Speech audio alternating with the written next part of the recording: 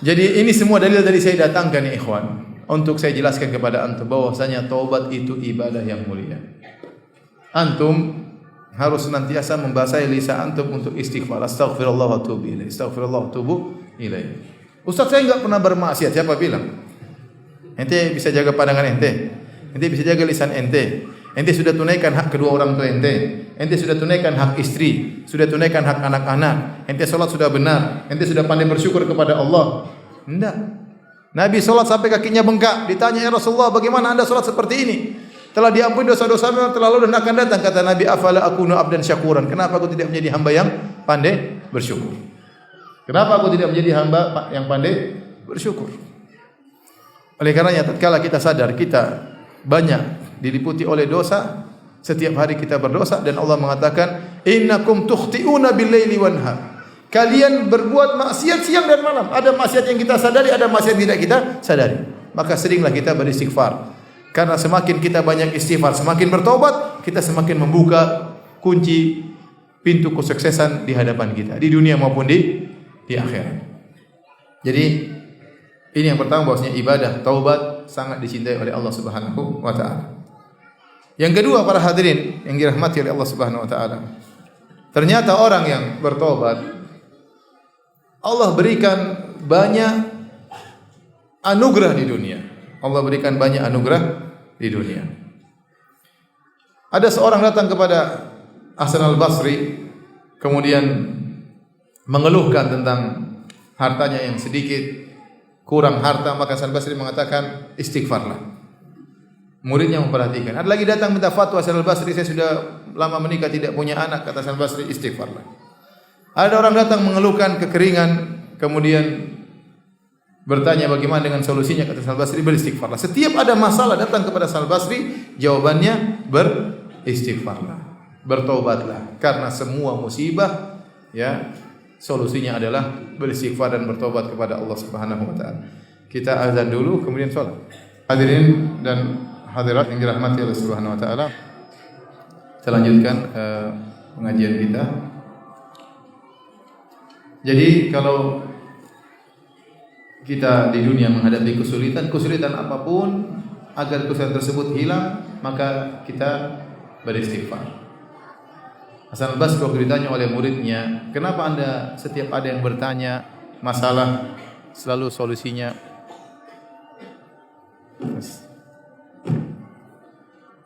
murid-muridnya bertanya, kenapa anda setiap ditanya masalah solusinya selalu istighfar? Maka dia pun membacakan firman Allah Subhanahu wa taala tentang perkataan Nabi Nuh kepada kaumnya, Nabi Nuh alaihissalam, "Faqultu astaghfiru rabbakum innahu kana ghaffara yursilis samaa'a 'alaikum midrara wa yumdidukum bi amwalin wa banin wa yaj'al lakum jannatin wa yaj'al lakum anhara." Maka aku berkata kepada mereka, hadirin dan hadirat yang dirahmati Allah Subhanahu wa taala, ya. Maka kata Nabi Nuh, "Faqultu astaghfiru rabbakum." Aku berkata kepada mereka, istighfarlah kepada Rabb kalian. Sungguhnya Allah Maha Pengampun. Ingat yang dihadapi oleh Nabi Nuh alaihissalam orang-orang kafir yang musyrik kepada Allah Subhanahu wa taala. Nabi Nuh berkata, kalau kalian beristighfar, yursilis samaa'a 'alaikum midrara, maka Allah akan turunkan hujan yang lebat, hujan berkah. Ya, wa yumdidukum bi amwalin wa banin, Allah akan berikan kepada kalian anak-anak yang berkah, harta yang berkah. Wa yaj'alakum jannatin wa yaj'alakum anhara, Allah akan tumbuhkan tumbuhan bagi kalian, bahkan Allah alirkan sungai-sungai bagi kalian. Kalian sekarang tandus, tidak ada hujan, tidak ada sungai, Allah akan alirkan sungai-sungai kalau kalian bertobat kepada Allah Subhanahu wa taala. Allah turunkan hujan yang penuh dengan berkah. Namun tatkala mereka tidak bertobat kepada Allah, Allah turunkan hujan, tapi hujan azab. Hujan apa? Azab, bukan hujan berkah. Nah, lihat, kalau orang kafir saja bertobat kepada Allah, diberi rezeki, diberi anak-anak yang berkah, diberi hujan yang berkah, diberi tumbuhan yang berkah, dialirkan sungai-sungai, bagaimana kita orang Islam yang bertobat kepada Allah Subhanahu wa taala? Maka ini dalil bahwasanya istighfar dan taubat adalah solusi segala permasalahan di dunia ini, segala permasalahan. Jika antum misalnya dagang enggak laku-laku, antum istighfar. Astagfirullah. Dosa apa ini kok enggak laku-laku dagangan? Antum pulang diomelin sama istri, astagfirullah.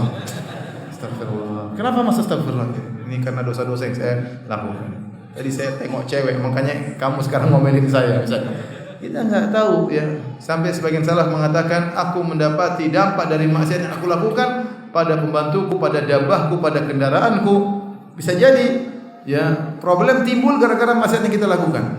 Berkaitan dengan diri kita, problem tersebut berkaitan dengan keluarga kita, semua gara-gara maksiat yang kita lakukan. Makanya ya kalau ada problem istighfar apapun.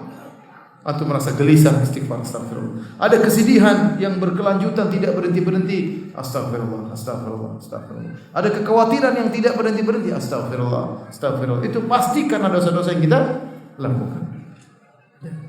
Ustaz, apakah semua ujian pasti karena dosa? Bisa jadi ujian tersebut karena dosa, bisa jadi untuk meningkatkan derajat. Bisa jadi ada dua kemungkinan. Tapi kalau kita menempatkan diri kita pada kemungkinan kedua, oh saya diuji karena untuk angkat derajat, maka terlalu jauh. Ente siapa ente? Tapi kalau ente nabi mungkin lah ya.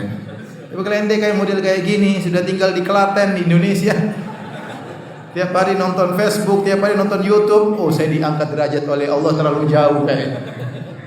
Ya kita suudzon kepada diri kita. Kita bilang mungkin, ya saya dosa-dosa. Kalau ternyata ujian tersebut mengangkat derajat, alhamdulillah. Tapi kita pastikan kita ini ada dosa. Ya, kalau ada ujian yang kita hadapi, musibah kita hadapi, kita sabar, mengurangi dosa-dosa dan mengangkat derajat, plus dua-duanya. Mengurangi dosa dan mengangkat derajat. Tapi di antara solusi yang bisa kita lakukan, kita banyak apa? Istighfar, astagfirullah, tubu ilaih, astagfirullah, tubu ilaih, astagfirullah, tubu ilaih. Seperti itu. Benar-benar kita minta ampun kepada Allah agar diberi solusi dari Allah Subhanahu wa taala. Makanya Nabi Yunus alaihissalam begitu ditelan oleh ikan paus, apa dia katakan? La ilaha illa anta subhanaka inni kuntu minadh dhalimin. Ya Allah, tidak ada yang berhak disembah kecuali Engkau. Sungguhnya aku termasuk orang-orang yang zalim. Nabi Yunus alaihissalam seorang nabi mengakui kesalahan. Mengakui kesalahannya, maka Allah pun mengeluarkan dia dari perut ikan paus. Allah beri solusi. Falaula annahu kana minal musabbihin la labitha fi batnihi ila yaumi yub'atsun. Kalau bukan dia bertasbih, mengakui kesalahannya, beristighfar kepada Allah, maka aku akan biarkan, maka dia akan tinggal dalam perut ikan paus sampai hari kiamat. Jadi kalau antum kena masalah apapun, segera istighfar dan bertobat kepada Allah Subhanahu wa taala. Masalah di rumah tangga, masalah ekonomi, masalah dakwah. Dan itu disampaikan oleh Syekhul Islam Ibnu Taimiyah rahimahullah. Waktu dia menjelaskan tentang 20 sebab kenapa seorang harus memaafkan, harus bersabar, dia sebutkan kalau Anda ditimpa dengan kezaliman, ditimpa dengan musibah, introspeksi diri. Jangan langsung Anda lemparkan kesalahan kepada orang lain. Pertama, lemparkan kesalahan kepada diri kita. Istri kita ngomel sama kita, mungkin dia salah. Tapi kenapa Allah membuat dia jadi salah kepada kita? Karena dosa kita. Paham? Mungkin secara kalau kita periksa, dia yang salah. Kenapa dia begini? Kenapa dia begini? Kenapa dia nuntut ini, nuntut anu ya. Tetapi kenapa dia bisa begitu? Mungkin karena dosa yang kita apa? Yang kita lakukan sehingga dia tidak terkontrol.